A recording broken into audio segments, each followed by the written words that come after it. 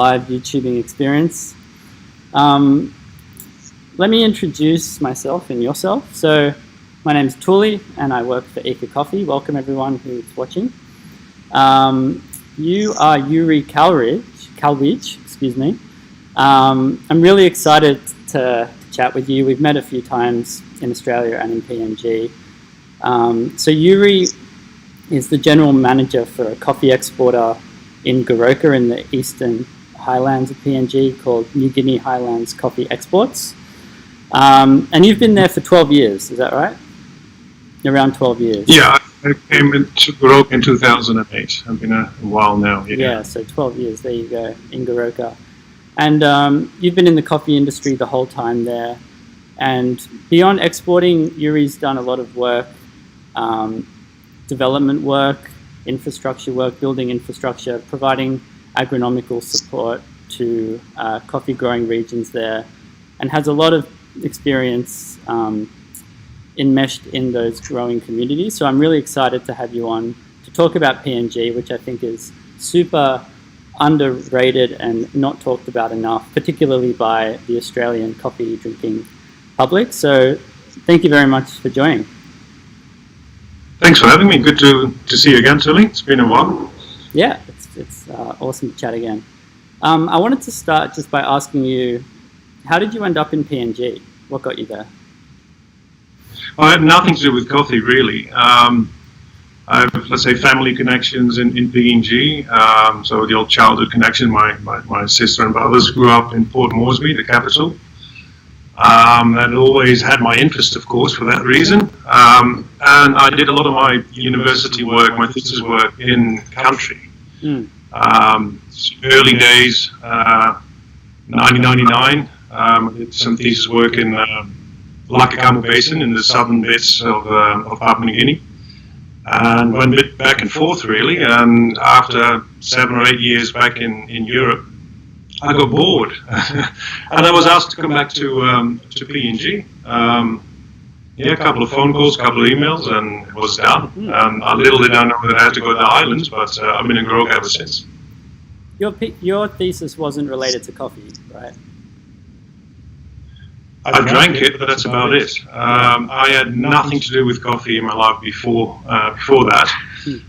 So I was asked to come to PNG to set up development programs, sustainability programs, implement certification, and it was really more of a program management role that I took on. And well, after a year of doing that, it sort of snowballed into getting more and more involved in the general coffee business and getting to know coffee, of course, and the growers.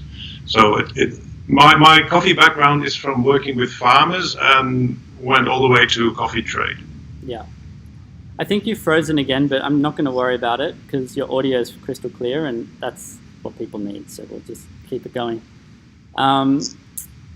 Before getting into asking you some questions about the coffee trade in PNG, how has 2020 been for you over there? Can you tell us a little bit about what going through a global pandemic is like in the Eastern Highlands in PNG? And what did it do to the coffee trade? Did it affect how you were working much? It's a good question. It's been a bizarre year for everyone. I am frozen indeed, but I hope you can still hear me. Yeah, you sound good. You sound good. Oh, good. It's a very strange year. I think in March we started the lockdowns in the state of emergency, and everyone got really excited about that.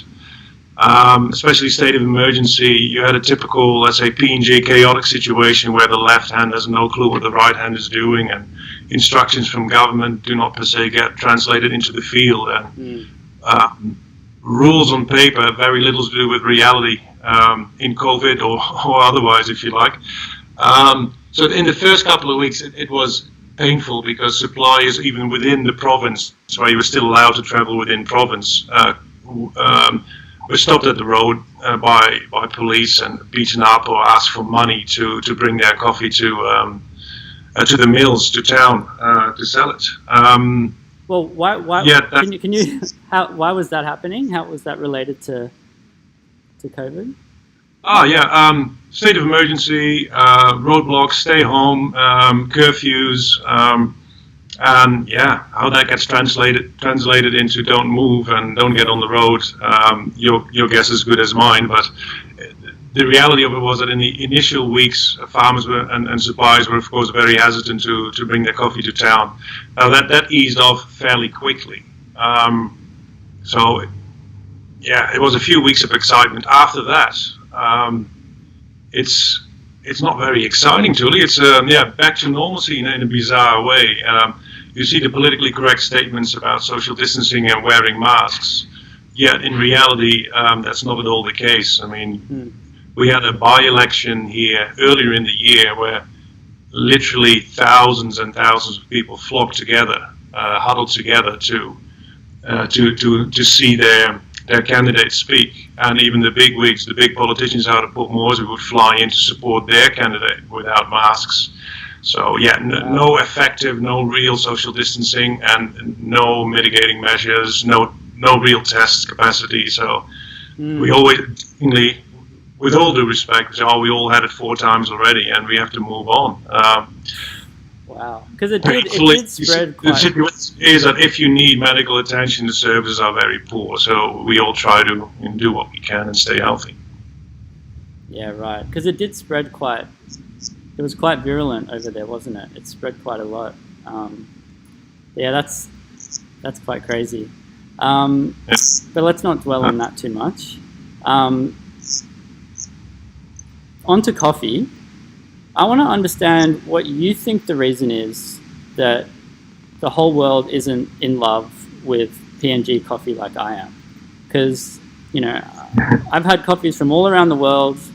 I think I'm pretty experienced at tasting coffees from all continents that grow it, pretty much. And some of the greatest, most exciting, delicious cups I've ever had were grown in PNG. And I think that would be surprising to even Sydney coffee drinkers who are so close to PNG. It's just our neighbour to the north. It's great value to buy as a coffee roaster in terms of affordability. The conditions that it grows in are beautiful. There are these wonderful heirloom varieties, these old Typica and Bourbon type coffees that are getting increasingly rare due to disease and other things in other growing origins. Why is PNG not at the top of the specialty coffee game?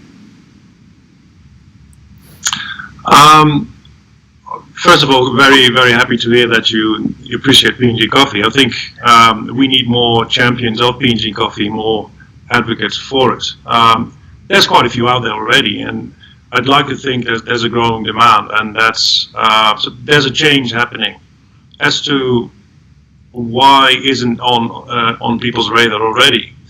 I'm not entirely sure. My guess would be that for decades, PNG coffee has been traded as a bulk commodity on Y grades. So the majority of, and for those who don't really know what a Y grade is, it's a pleasant, small to produce, harmless, nice, sweet, a bit of swing in flavors and quality here and there.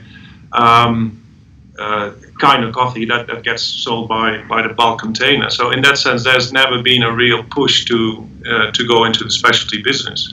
Yeah. Now with the coffee scene on a global level changing and also changes in country, the focus is shifting a bit. And I think for the last 10 years, there definitely has been an opportunity to focus more on the high-end stuff that is out there. How can we identify pockets of excellence and showcase that?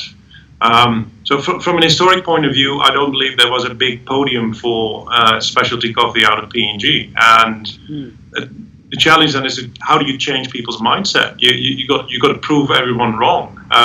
So you got to find a podium, or you got to create it, and that's what we've been doing for the last 10 years. And there's quite a few nice success stories. Yeah, no, exactly. You mentioned the grading system and the Y grade, the smallholder grade. To my knowledge, PNG is the only coffee producing country that has a grading system which isn't just on screen size and quality and defect count, but also includes within the system whether it's smallholder produced or estate produced. Can you explain the logic behind that? And I think things have changed recently, right? Is that still how it works? You're correct. It recently changed, so it no longer works like that. But maybe we've fixed something that wasn't broken. Over time, everyone that deals with PNG and PNG coffees understands what a Y grade is and understands what a plantation grade is. Now, as per October this year, the coffee industry regulator has decided to change this, to, how to translate it best, to take the semantics out of it. The days of the plantation are over. I would say an easy 95% of PNG coffee is produced by smallholder coffee growers, as compared to, let's say, colonial days where there were hundreds of planters in country with vast planted hectares of coffee that were produced in commercial mills on a commercial quality. So that has shifted. So the vast majority of PNG coffee is now being produced by smallholders. Yet a larger percentage than that is sold as a better quality coffee. So is it fair that you sell, for argument's sake, a plantation coffee that's being produced by a smallholder? There's some semantics involved there. And the regulator wanted to cut that out and judge a coffee on its merits. And that's a valid point. So blind cupping, what is the quality like, produced by whomever, and how can you use it? And ultimately, we want to, of course, give people the right value for the quality that they produce.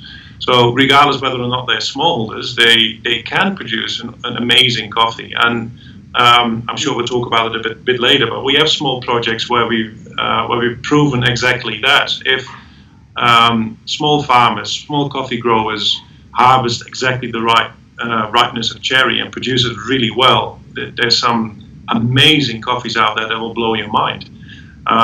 So by changing the grades into a completely new system that takes the wording out of it, smallholder produced or plantation grown coffee, it's now boring but effective. It's a grade A or grade B.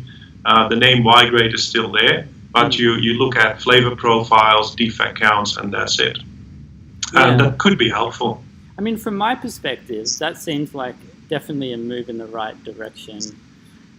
Because as you say, there's no guarantee that plantation coffee or a coffee, I mean, how did they define plantation coffee exactly? Yeah, because there were less and less plantations, literally today, a handful of plantations are still run and operated as real plantations. The definition now would be cherry purchased and processed on a commercial scale, so in a controlled environment, larger, well-managed, well-maintained wet milling facilities, larger pulpers, proper drying, uniformity throughout, as opposed to the Y grade, where random small hand pulpers or rolling stones over cherries to depulp it, or any means of coffee processing put together in big piles. So think a smallholder sells maybe 12 kgs or 30 kgs of parchment at a time.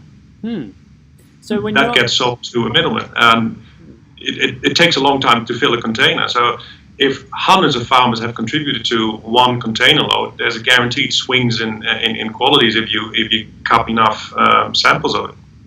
Yeah, no, that makes sense. So it's not a plantation because when you think about a plantation, you'd visualize, a large sweeping estate with beautifully manicured trees and these amazing facilities. It's more about the production facilities that is used to process coffee. It's not necessarily from these big estates. That makes sense. Correct. So after independence, a lot of the existing estates were handed back to the traditional landowners and pretty much divvied up in larger blocks, and now generation to generation split up more. So the old plantation coffee, the trees, the physical trees probably are still there. But different people, different owners, and it can still be brought to a centralized mill where the quality is controlled and you've got uniform processing.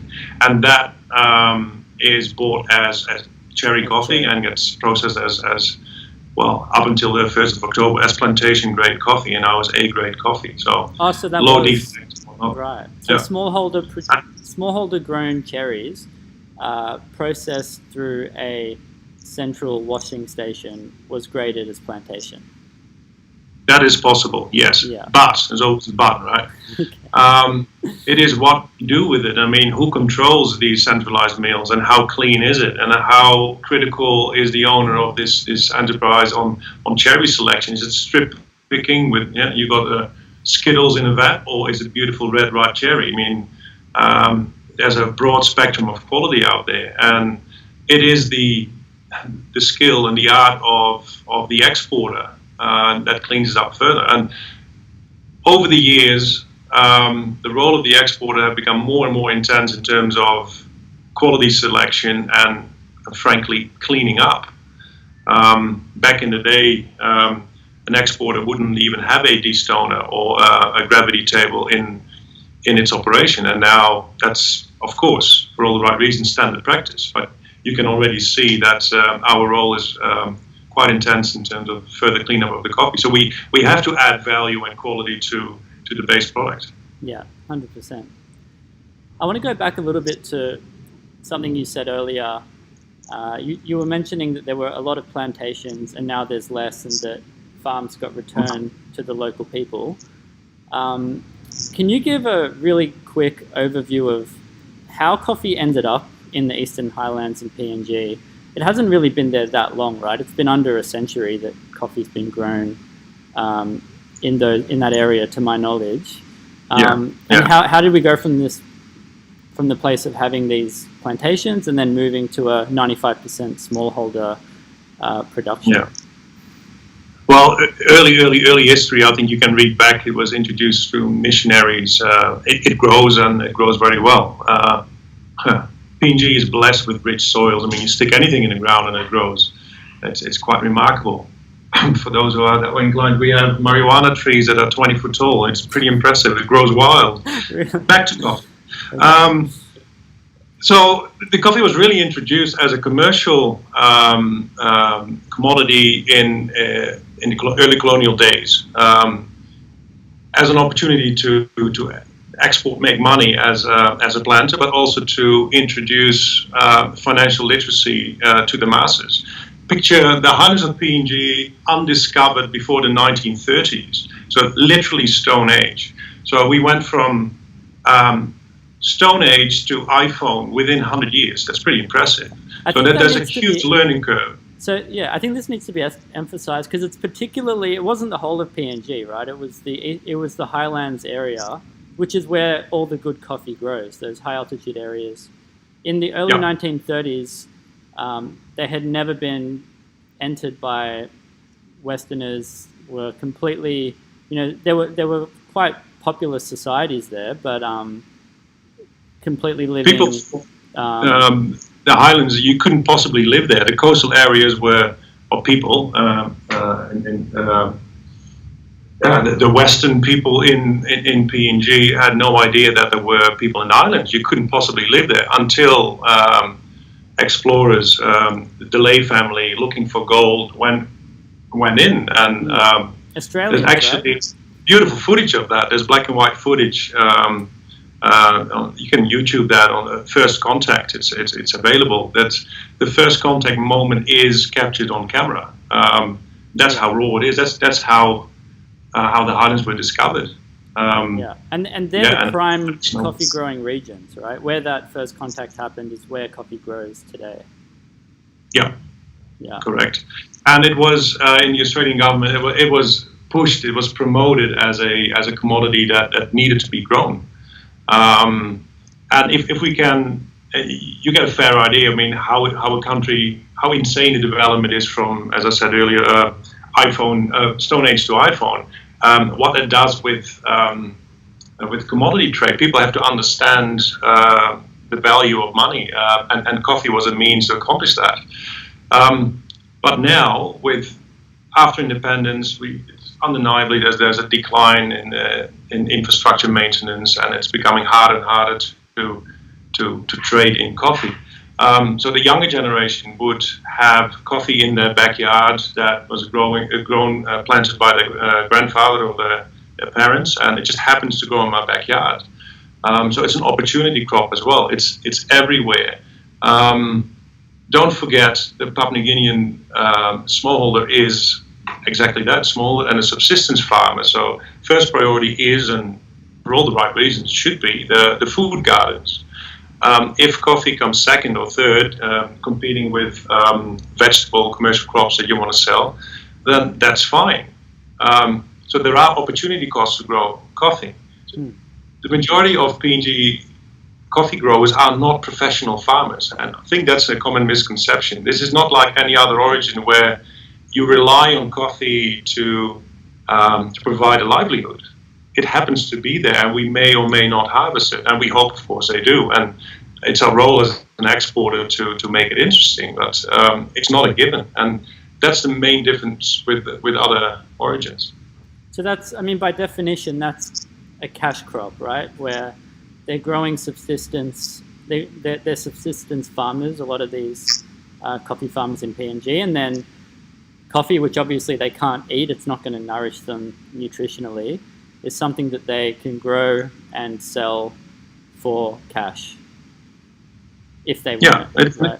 Yes, it's a seasonal crop, obviously. So, is it worth your while to harvest it? If one season the price is high, and you have a bridge to the road, and you can jump on a truck and sell it without much effort, you do it. But if that bridge washes out as a landslide, and you've got to walk for hours with a bag of parchment on your back to the nearest point on the road where you can jump on a car, and then you've got to sell it for 3 kina. What's that? For, let's say, if I even say for $1 a kg, is it worth your while? What are the costs to do that? And every single community, every single coffee grower is a smart cookie. They make that decision on their own accord. You'll see a peak in interest in harvesting coffee if it's time to pay your school fees, or if there's any social occasion where you need a bit of cash. It's the money tree. You can harvest it and get money from it, but it's not a given. That's actually all these. Yeah. This is something that you talked about. I read the piece you wrote that I'll link to in the podcast show notes. That was on your LinkedIn account, where you really emphasized that it's important to be able to understand the PNG coffee growing sector, and to understand what motivates the producers. You really need to see where it fits into their lives, and I think that's a very interesting and important thing to discuss. And I think to give a little bit of context, can you just explain, before getting into the nuances of different farmers, what is the average coffee farmer in PNG like? What is their lifestyle? Where does coffee fit in for them? Because there are serious coffee farmers too, right? Ones that decide to get certified and so on. So if you had to generalize, what is it like to paint a picture for someone who doesn't understand it? Yeah.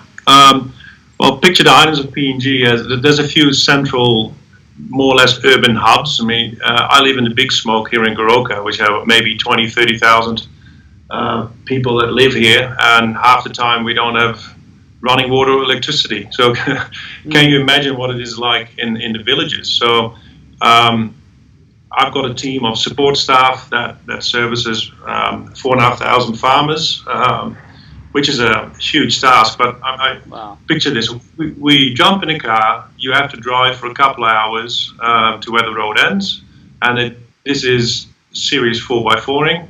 You'd love it.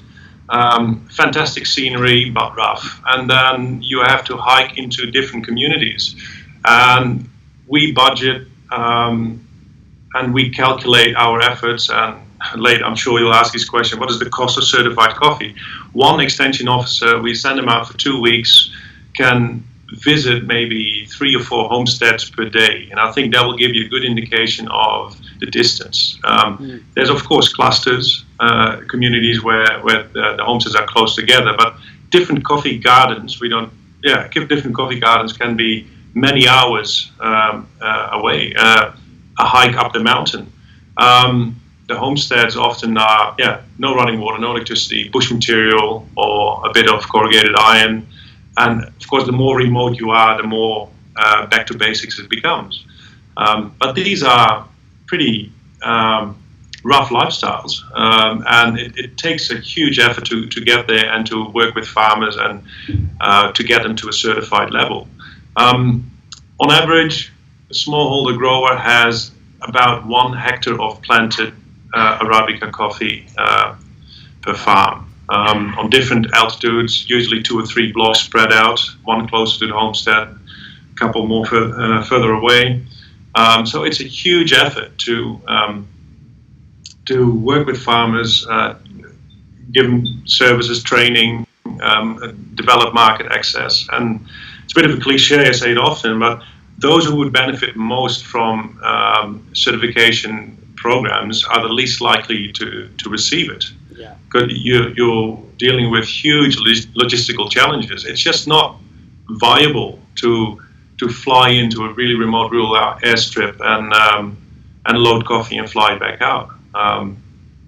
Beautiful coincidence. There's a plane taking off, so it could become a bit noisy now. Sorry for that. There it is. So that's for those who haven't been to Goroka, you have the airstrip in the middle, and then directly opposite the airstrip, there's a row of how many coffee exporters? A handful of coffee exporters with their offices directly overlooking the strip. The coffee strip, quite a few. All the big boys are represented, and we at Neumann Group is on. Our address is 1 Airport Road, so we're the first one on the road, and then all the others are uphill. Some international players, some domestic, some national exporters. So it's quite a few. It's about 15 active exporters in country. From exporting 25 to 30,000 bags per month to doing one container every other month or something. So it's a broad range of sizes and shapes and flavors of exporters. Yeah. I want to talk about the work you've done trying to create coffees that are suitable for the specialty coffee market, not these bulk lots that P&G has been known for, that fetch a fairly low market price relative to other bulk coffees from around the world. You've done some pretty pioneering stuff, and for people in Sydney, you may have drunk coffee called Riverside, which was a project that you had a lot to do with.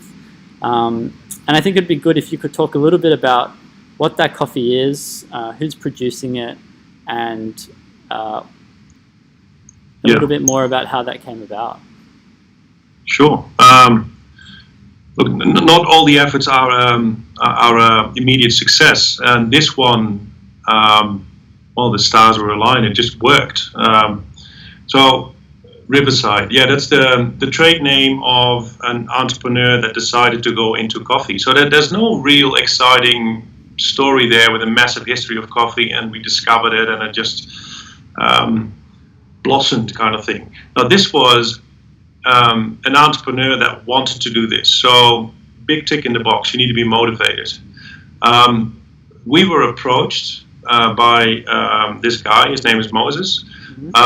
And he heard about our farmer trainings, and he attended, because they're open for everyone. So he attended 1 or 2. He thought, I can do this. And he had a block of land not far out of Goroka. To be honest, that's another tick in the box. But I said earlier, those who need it most are the least likely to get it because they're too far away and too remote. So we can get to his area within, let's say, half an hour.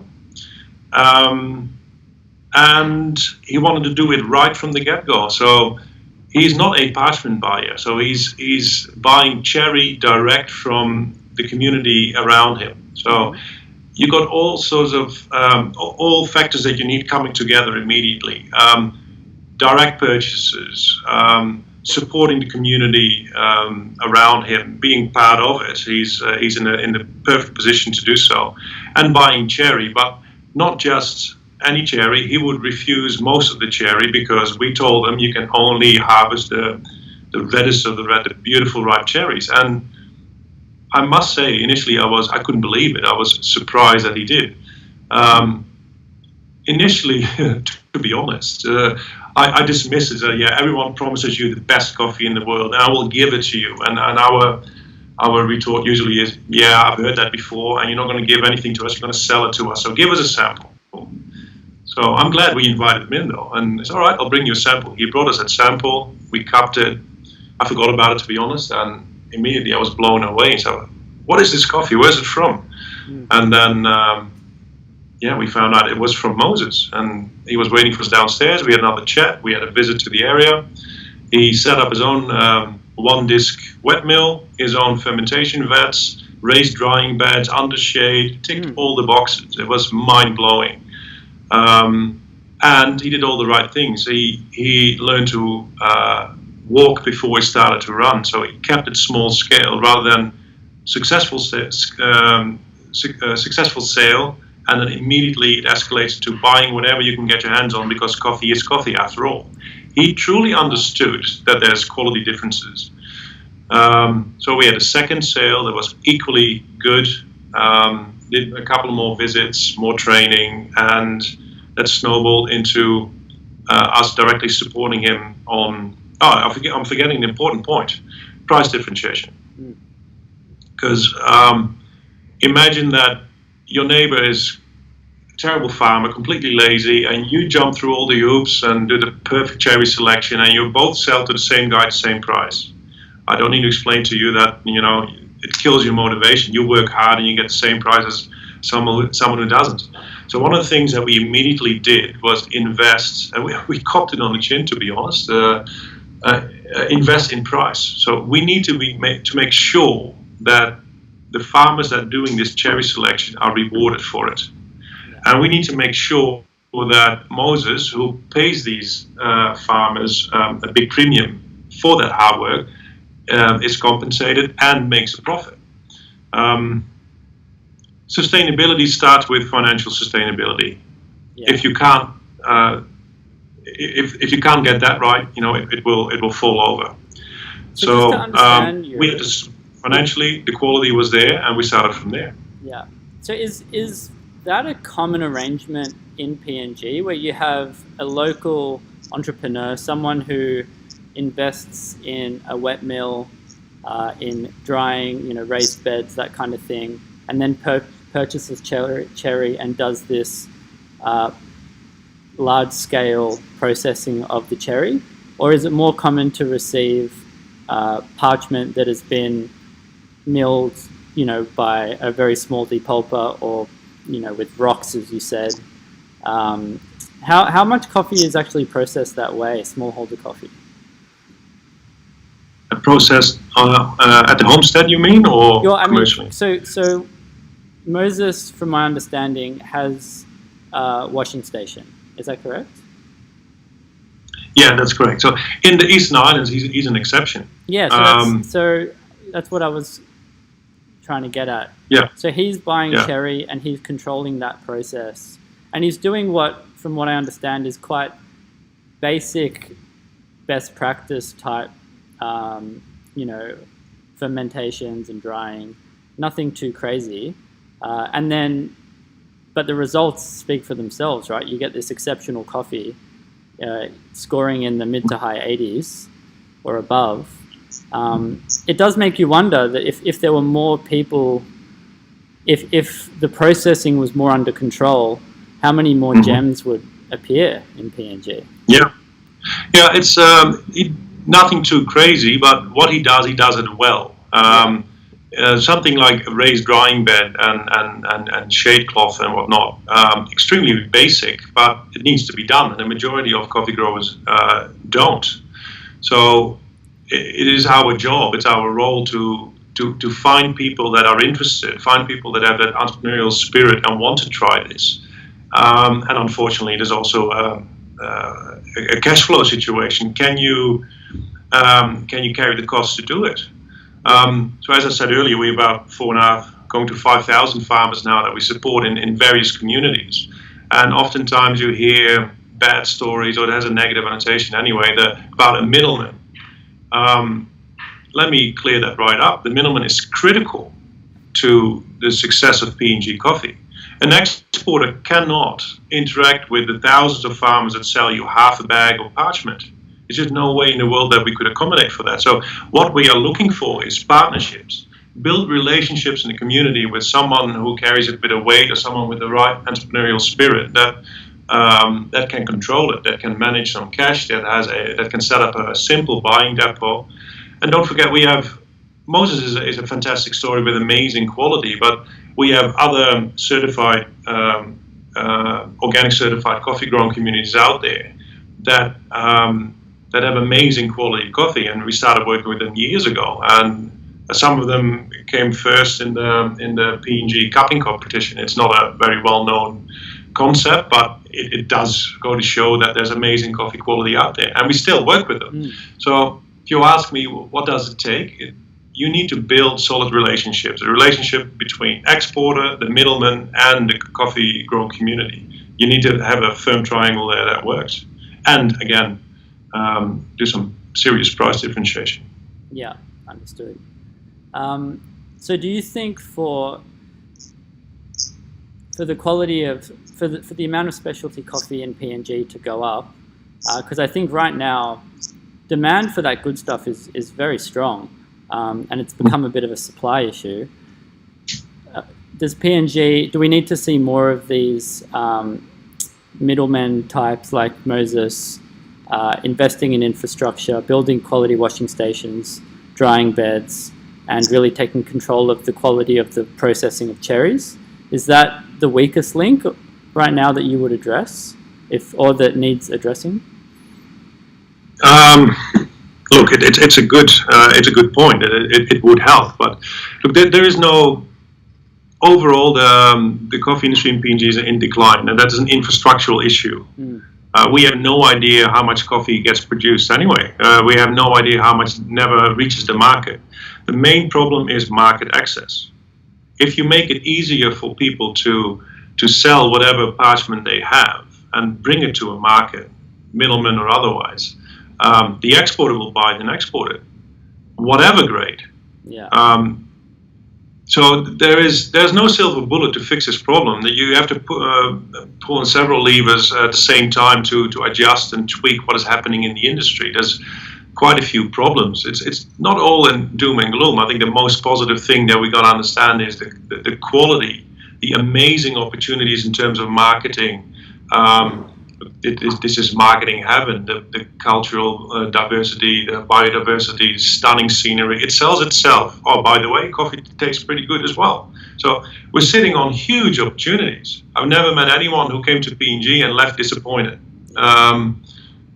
You were there. I hope you agree.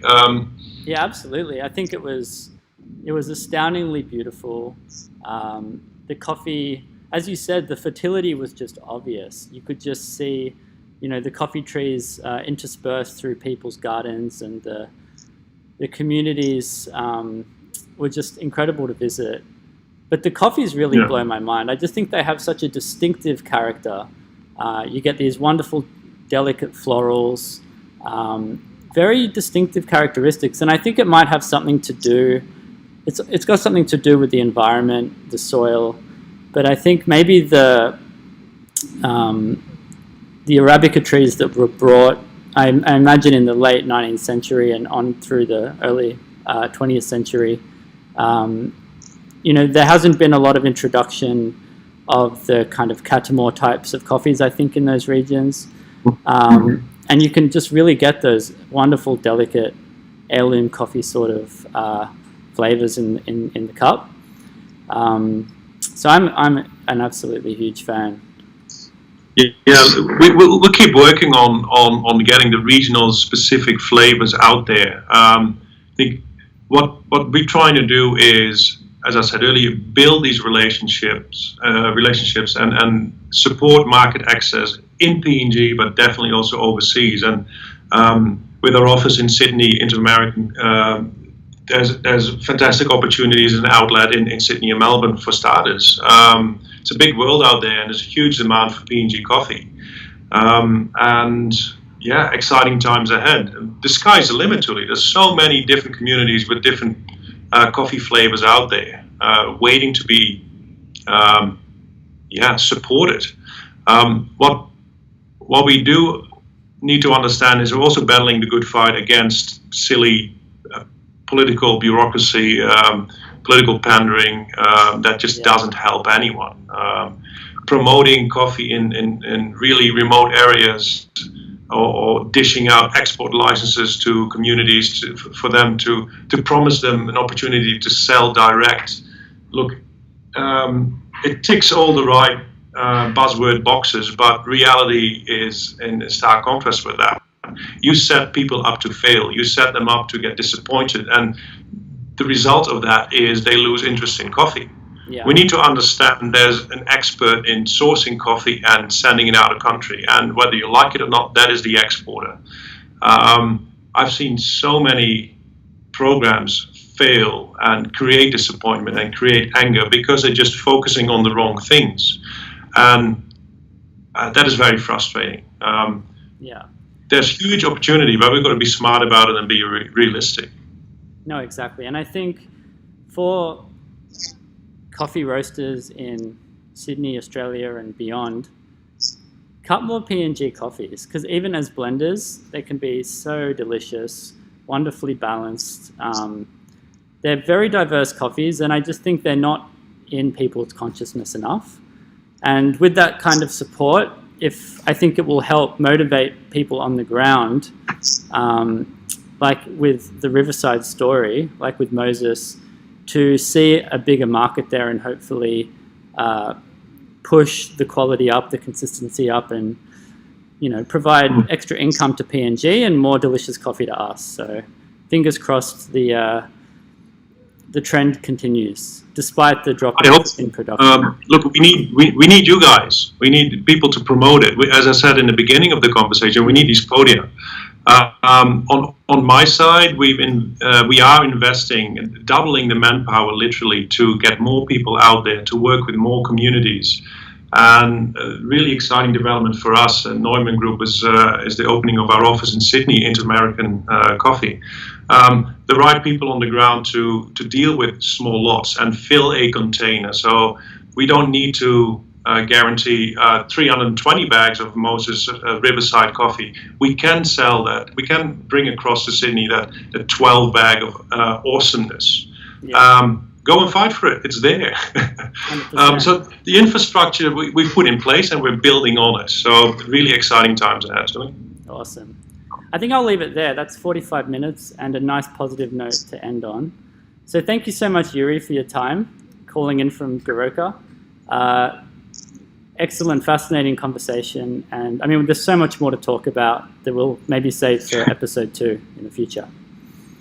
I'd love to. Thank you very much. Really appreciate it. Thank you, Joeri. Ciao. Ciao.